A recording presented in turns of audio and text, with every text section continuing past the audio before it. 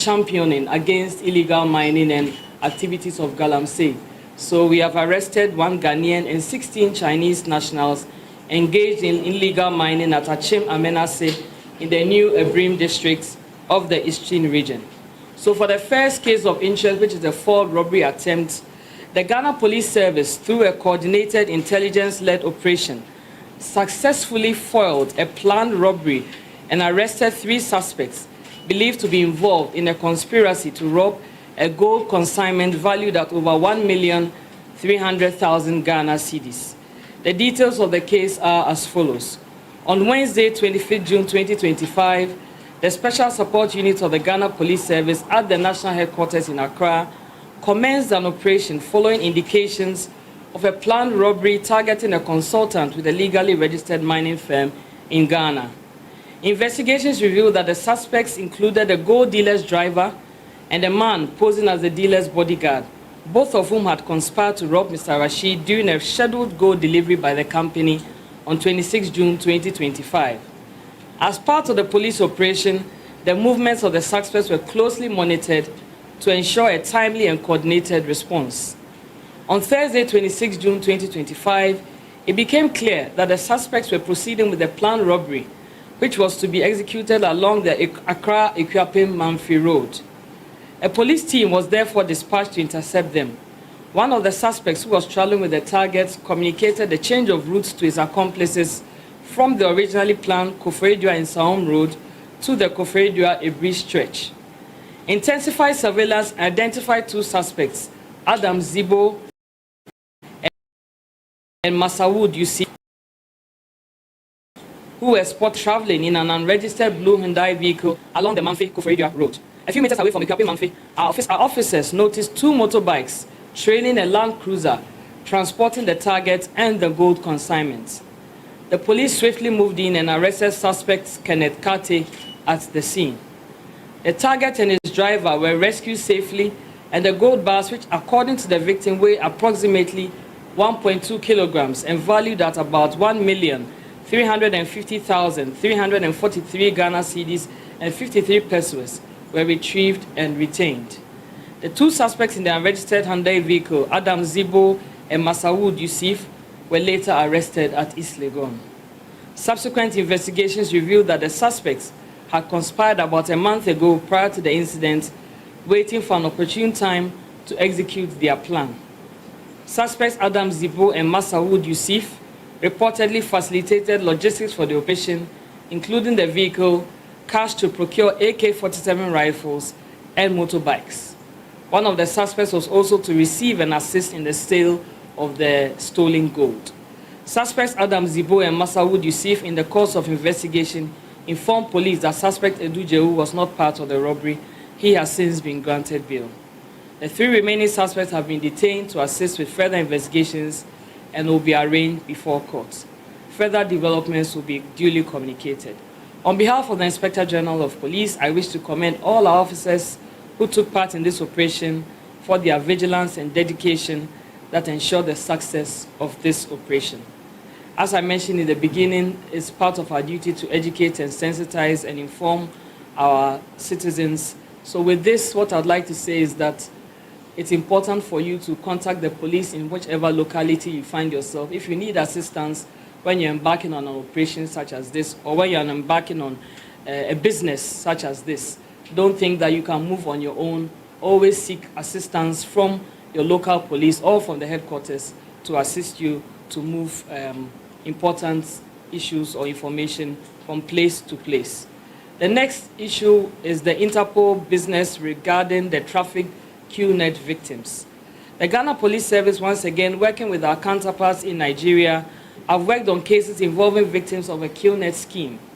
A total of 76 victims have been rescued and 7 suspects arrested, all Ghanaians, in different states in Nigeria between 19th May 2025 and 27 June 2025.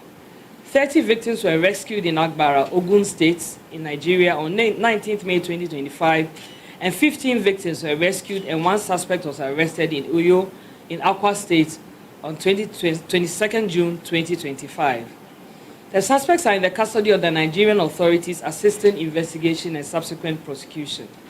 The Ghana Police Service is working to reunite the rescued victims with their families in Ghana. Still on the activities of KillNet, between 6 and 22nd May 2025, the Ghana Police Service has rescued 48 victims who are nationals of Burkina Faso, Cote d'Ivoire, Cameroon, and Guinea. Working with our counterparts from the affected countries, all the victims have been sent back to their respective countries to be reunited with their families. 2 suspects from Cote d'Ivoire and Burkina Faso have also been arrested and are in police custody, assisting with investigation. These are just a few of the KillNet cases recorded in Ghana and Nigeria between the months of May and June 2025. I am aware that the anti-human trafficking unit of the Ghana Police Service has rescued and repatriated several other victims. It is worrying to note that there has been a significant increase in requests for assistance from Interpol, National Central Bureau, Accra, to rescue Ghanaian victims trafficked to other countries within the sub-region. Similarly, NCBs in other African countries have seen a rise in requests to rescue foreign nationals trafficked to Ghana under the guise of KillNet. Intelligence available on the modus operandi of the trafficking syndicates revealed the following, and this is very important. We need to educate our young ones accordingly. Victims are young, energetic persons aged 17 years and above, both employed and unemployed. Some foreign nationals rescued in Ghana include footballers, artisans, students, etc., while Ghanaians rescued and returned include nurses, teachers, artisans, students in SHS and universities. These victims are lured to pay huge sums of money under the pretext of being recruited into football academies for training and placement into top teams abroad, to be employed in lucrative jobs or as part of processes to travel to Europe or Canada for work. Victims are typically instructed to travel, usually by road, to an unfamiliar country. Ghanaians are sent to foreign countries while foreigners are brought to Ghana. Upon arrival, a syndicate member meets them and lodges them in a hotel, demanding an initial training and facilitation fee ranging from 800,000 to 2 million CFA for Francophone victims, or $1,000 and above for Ghanaians. Victims are then transferred into the holding camps, which are usually rented rooms, which house between 10 and 40 people under very poor conditions. Their phones and all travel documents are seized and their activities, especially phone calls, are closely monitored. They are then introduced into the KillNet business and promise huge returns if they recruit others to join. Usually, the scammers personate victims in their custody to scam their close relatives by using the phones of the victims to contact their unsuspecting friends and families in their contact lists. While in the camp, the victims are compelled or resort to scamming their parents and families to send them money for feeding, etc. This often leads to rescue victims being afraid or unwilling to return home. Victims who are rescued are sometimes so frail and malnourished that they cannot go back to the activities they were previously engaged in. Locating and rescuing victims is challenging because the phone numbers they provide are usually deactivated by the scammers once the victim is in their custody. On 20 July 2022, the Commercial Division of the Accra High Court ordered the dissolution of QuestNet Limited, or KillNet, for engaging in dishonest, illegal, and fraudulent business activities. The move followed a petition filed by the former Attorney General of Ghana, seeking the dissolution of the network marketing company for operating in a manner akin to Ponzi schemes. The activities of KillNet are also banned in other countries within the sub-region. The actions of these scammers, including deception, coercion, restriction of movement, and denying access to travel documents, are offenses punishable under the Anti-Human Trafficking Act of Ghana, Act 2005, Act 694, and Ghana's Criminal Code 1960, Act 29. Persons found culpable of luring others, friends, relatives, etc., to other countries, either for KillNet or similar activities, will be arrested and prosecuted in their respective countries. Suspects arrested in connection with rescues in Ghana by the Anti-Human Trafficking Unit have been arraigned before courts and remanded to assist with investigations. I must mention that this year alone, we've managed to successfully prosecute some suspected individuals who lured victims, and we've gained convictions, and they are serving their terms in our prisons in Ghana. Members of the press, ladies and gentlemen, the adverse economic and psychosocial effects of this menace on individuals, families, and societies cannot be underrated. This therefore calls for concerted and collaborative efforts to curb the menace. The general public is therefore advised to exercise due diligence before accepting offers from friends, families, or relatives purporting to be abroad who invite them to travel for greener pastures. Let us be particularly careful if you are asked to travel to any of the sub-regions for a visa, appointment, training, or recruitment process. Facility or homeowners, co-tenants, and people in neighborhoods should be interested in what their facilities are used for and the people living in their vicinities respectively. In case you fall victim and travel only to find out you have been deceived, quickly inform your parents back home or report to the nearest police station. We would like to assure the public that on our part, the Ghana Police Service will continue to work with our counterparts within the sub-region to ensure improved protection for all. We therefore call for improved cooperation and collaboration among stakeholders both in Ghana and in member countries to fight human trafficking in all its forms and other related crimes. On behalf of the Inspector General of Police, Mr. Christian Tete Yohonu, and the entire Police Management Board, I wish to commend the officers of the Anti-Human Trafficking Units, the National Central Bureau, Interpol, as well as all other units and officers who worked on this case for their professionalism and swift response. The last issue I'll be speaking about is to do with our sustained efforts to curb illegal mining in all areas within our country, and the arrests continuously being made by our various police commands across the regions. In the Eastern region, an arrest of 1 Ghanaian and 16 Chinese nationals was made in illegal mining activities at Achem Amenase in the New Ebrim district of the Eastern region. On the 19th of June 2025, the Criminal Investigation Department headquarters received a petition from Mr. George Na to the effect that some persons were engaged in illegal mining in his concession located at Achem Amenase in the New Ebrim district of the Eastern region. On the 20th day of June 2025, a team of police from the CID headquarters and National SWAT proceeded to the site and arrested 1 Ghanaian by name Abdul Mumin Adams, aged 42 years, and 15 Chinese nationals, namely Wang Fu Qing, 32 years, Yi Bihua, 44 years, Zheng Zhu Yi, 64 years, Yi Yu Ming, 55 years, Lu Jianbo, 59 years, Tian Yu Bing, 46 years, Fan Shu Hui, 47 years, Du Chengguan, 54 years, Yuan Jiandong, 33 years, Wu Kehu, 57 years, Zhu Ling Cheng, 49 years, Chen Yi, 38 years, Shi Gaohui, 43 years, Tan Tao Zhong, 53 years, and Lin Li Zhong, 60 years, who were all engaged in mining activities. Suspect Abdul Mumin Adams, in his caution statement to police, admitted he was the one who masterminded the coming of the Chinese nationals to the site to do the mining through Guangzhou. Also, all the Chinese nationals have submitted or have admitted in their respective caution statements that they came into the country with tourist visas and, for that matter, do not have permits to work in Ghana. On the 24th day of June 2025, all the 16 suspects were put before the Circuit Court 2 Kufuridua in the Eastern region and remanded into lawful custody to reappear on the 3rd day of July 2025. Efforts are underway to have suspects due arrested to assist investigation. As I conclude, I would like to once again state that the Ghana Police Service remains fully committed to dismantling organized criminal networks and ensuring the safety and security of all persons and property nationwide. Once again, we would like to urge members of the public to continue cooperating with the police and to promptly report any suspicious activities for immediate action. I thank you for your attention.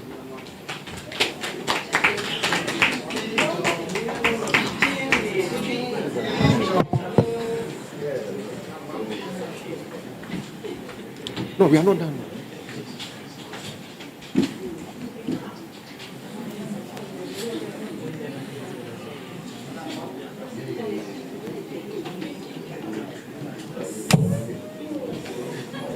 Thank you very much, Director General CID, for the brief. Our friends from the media, please, we are now going to take some few questions and then So GH1, Peter. Thank you. I have a couple of questions. Brief ones. Number one.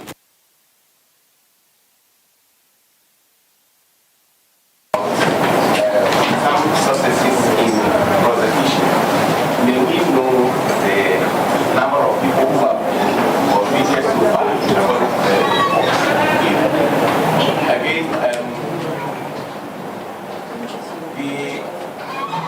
two women who were rescued in Nigeria the last time they brought back to Ghana, can we get updates on their status, how the case is going? Number three, I've seen in social media that the police here has arrested Master over the weekend. Can you give us a briefing on if it is true he has been arrested, what crime is he being investigated for, and how far is the case now? Thank you.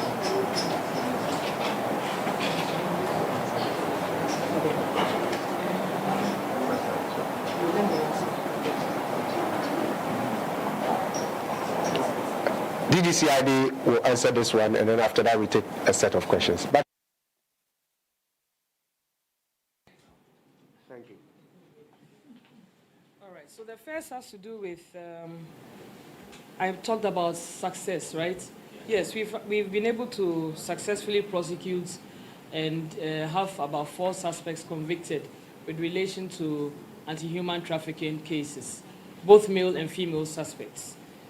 And the case involving the Ghanaians who were rescued in Nigeria, yes, that case is ongoing. I believe you remember that some suspects were arrested in Ghana, those who received monies here as part of the ransom that was being asked for.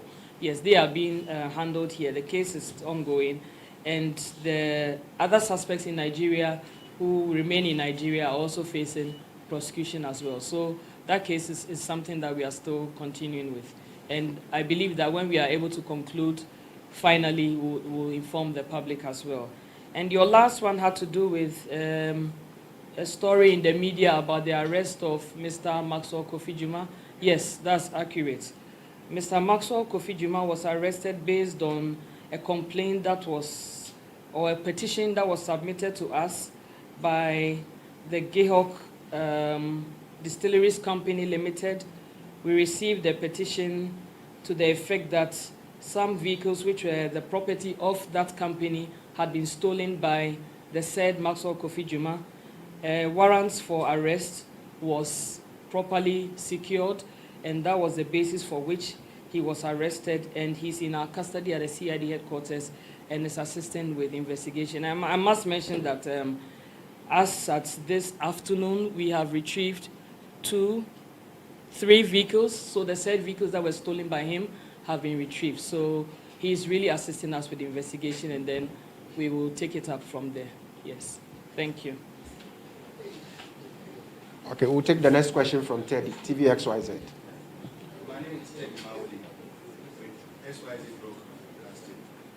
I want to know, madam, how far with suspect Alonio's case? Alonio, the last time you briefed us, I want to know how far with the case. Yes, that has to do with the killing of 5 people in his home, the one related to San Winnie. Yes. Pardon? Asiyao, yes. Asiyao, yes. It's also an active investigation. We have made quite a significant progress. We made a number of arrests. We have had to go back to the scene, done our usual reconstruction of the scene and all of that. And we are almost through with the dockets to be handed over to the Office of the Attorney General for prosecution. So we have made significant progress in that case as well. Thank you. Any other question? Any other question? Okay, let's take the last one. Done. Okay. I just want to ask briefly or quickly, do we have any updates yet on the former Ashanti Regional Chairman of the Chairman Room 2?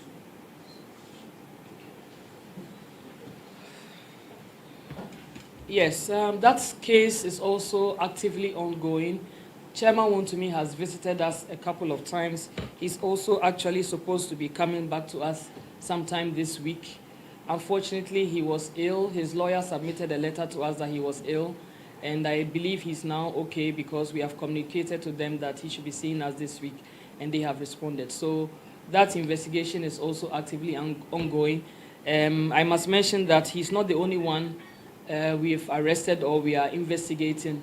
There are a number of people that we are considering persons of interest. Last week, for example, he had a partner, one Akwoku, who was part of the investigation to do with Akunta mining. He was also arrested here and detained. We've taken statements from him and we are continuing with that investigation. So I want to assure you that that particular investigation is actively ongoing, and when we are done, we will definitely inform the public on the final action. Thank you.